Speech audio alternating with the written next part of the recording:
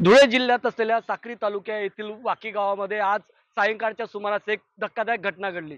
वाकी गावातील एका शेत शिवारामध्ये महिलेचा मृतदेह आढळून आल्यानंतर पोलिसांनी तात्काळ घटनास्थळी धाव घेत अवघ्या 2 तासात या खुनाचा उलगडा केलेला आहे। साक्री तालुक्यात असलेल्या वाकी शिवारातील शेतात 40 वर्षीय सुनंदा चौधरी यांचा मृतदेह आढळून आला होता। या घटनेची माहिती मिळताच पिंपळनेर पोलिसांनी लागलीच घटनास्थळी धाव घेतली। या पोलिसांच्या तपासादरम्यान शेतीच्या कारणावरून सुनंदा आणि त्यांचे पती गोटू घनसाराम चौधरी यांच्यात वाद झाल्याची माहिती समोर आली। या वादातून गोटी चौधरी याने सुनंदा यांच्या डोक्यावर दगडाने त्यांचा खून केल्याचे प्राथमिक तपासात समोर आले।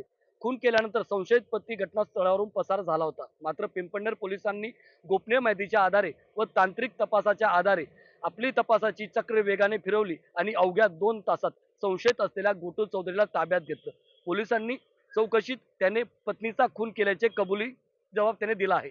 वाकी गावात 40 वर्षीय सुनंदा यांचा झालेला खून आणि त्यांच्या पतीला घेतलेलं ताब्यात अवघ्या 2 तासामध्ये पोलिसांनी तांत्रिक आणि गोपनीय माहितीच्या आधारे पतीला ताब्यात घेतल्यानंतर पतीने आपणच खून केल्याची कबुली दिली आहे। या प्रकरणी संदर्भामध्ये पिंपळनेर पोलीस ठाण्यामध्ये खुनाचा गुन्हा दाखल करण्यात आला असून आता पुढील तपास पोलीस करीत आहे। एनडीटीव्ही मराठीसाठी नागिंद मोरे, धुळे।